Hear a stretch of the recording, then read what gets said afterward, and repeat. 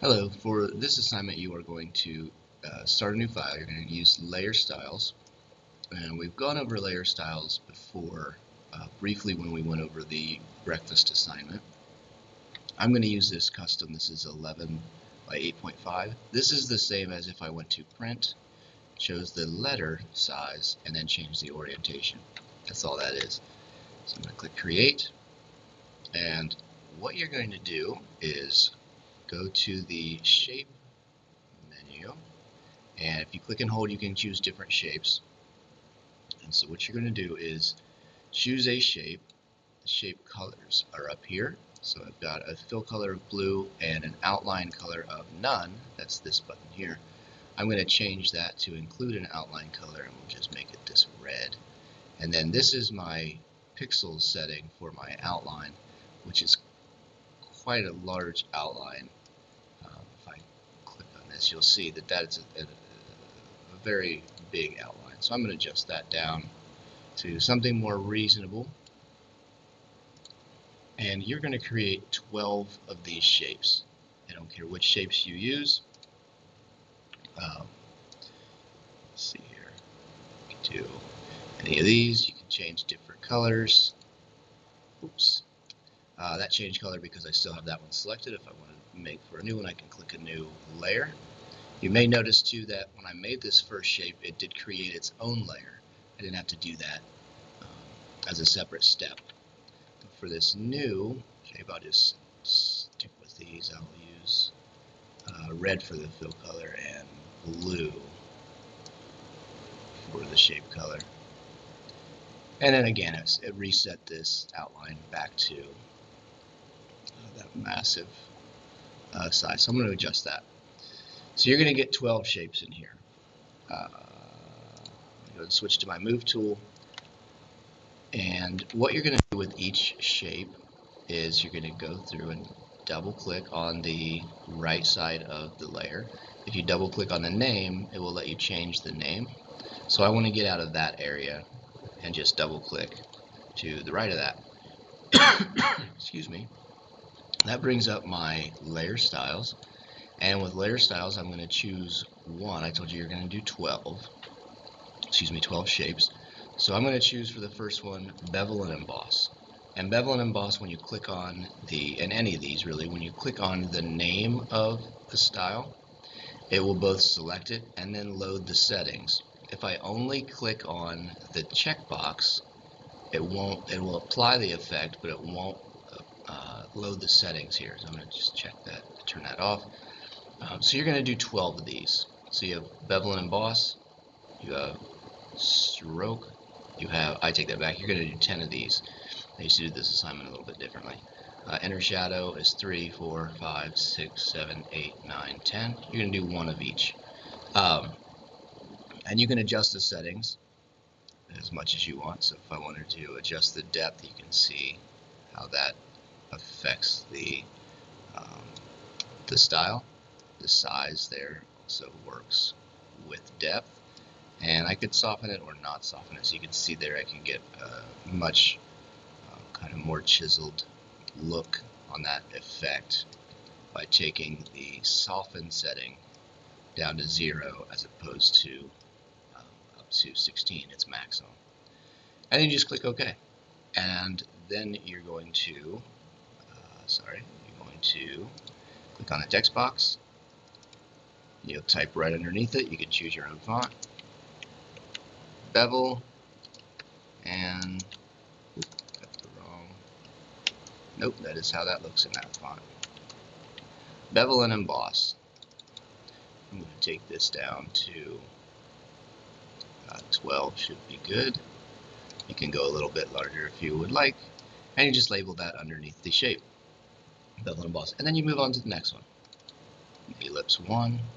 I'm going to go to stroke. We're going to skip contour and texture because those are sub-styles of bevel and emboss. So we'll skip those.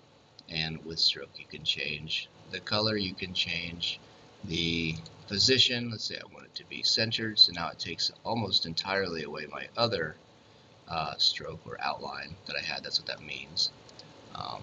If you put it inside, then it entirely takes away the other. So I'm going to put it outside so you can see both. You can change the blend mode, but on this I don't think it's going to make much difference. It just depends on what you choose, but with different blend modes you can do different things. Those just blend a background color or with the stroke or the effect that you're applying here, the style that you're applying here. So, and of course you could change the color. You could also add a gradient or a pattern if you want to change that setting. Let's look at a gradient, and you can see how that looks there. I'm going to go ahead and click OK, and then again go to my type tool and click on stroke. Let's see, I wanted to change the font. I could come up here and change the font to something maybe a little easier to read. I can adjust the font size here. This is my font color. So let's say I want it to match this. I can just hold this over the color that I want to set it to. You can see that little eyedropper, and that'll match the color exactly. So I'm going to click OK. And now I have, switch back to the move tool, a label for that. And so then I would go on and make another shape. I can make triangles. I'm going to go to the polygon and show you some things you can do with a polygon. Let's say I make this. Now this is set to star, and I'll show you why that is in just a minute. Because I'm going to not undo it, but change some settings and redo. So again, double click it, do an inner shadow. You can see that applied there. I'm going to change the, it's called choke, and that'll apply, change a little bit of that style. Change the distance, you can see all that. Okay, I'm going to leave that be, and I'm going to skip labeling this one for just a minute. I'm going to go make a new layer and go back to my polygon tool. The default is not to make a star. I have some settings here I can change. The default on that is to make a pentagon, assuming you have this set to 5, which I think is the default. So with that set the way it is, I would make this shape instead of the star. Again, this keeps reverting to that 113 or whatever it is for some reason. With this little dot here, I can change the corners so they're rounded. So you can see if I pull that in, that I get a rounded corner. So you can do that with any shape that has it. You can also set rounded corners in this area here. So those are some things you can do with shapes. I want to tell you, or show you rather, one other thing that you can do. I'm going to, well, I'll stick with impact and I'll go, well, no, I won't. Okay, let's see here. I want to get something a little more bold. Let's see here. We'll go to, now we'll just go with this. I want to show you how you can convert shapes into, or excuse me, letters into shapes. So let's say I'm going to go ahead and type my name. I'm going to increase the size of this so you can see it better, so I can see it better. And bold is not an option, so here's what I'm going to do. I'm going to go to, I'm missing my menu over here. So I'm going to go to Window and Character, and that'll add that window here. And now I have a faux bold, or it's a fake. These are fake effects that you can add. So if I click that, it makes it like it's bold. All right. Switch to my Move tool. That applies this. I'm going to right-click on this and Convert to Shape. I can't convert to shape because I used a faux bold, but I can turn that off and then convert to shape.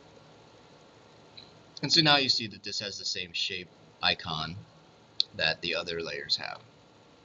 And with this, then I can switch to my white arrow tool. This is in a group with the black arrow tool, the path selection and the direct selection. You can see that these are all shapes now. They've got these anchor points. I'm going to click to turn those off, and then click just on one letter. I'm going to click then and drag over, and that will create a selection area. So I can then drag these out and adjust that custom shape. And then I can drag over these and drag those out. If I only grab one shape, oh, you can see that curve has a lot of different shapes on it. If I only grab one anchor point, I can make my shapes look kind of goofy. But there are different effects you can do with that and different reasons why you would want to do that. If you wanted to use a letter instead of a shape, then you could convert it to a shape and do the same thing, apply the setting here just by double clicking. This one would be inner glow. I have to change some settings here to get what I want it to be. Maybe I want my inner glow to be white. And you can see there's not a lot of room in there for that to apply. It's kind of making it disappear a little bit, but you get the idea. Alright, so for this assignment you're going to use the shapes.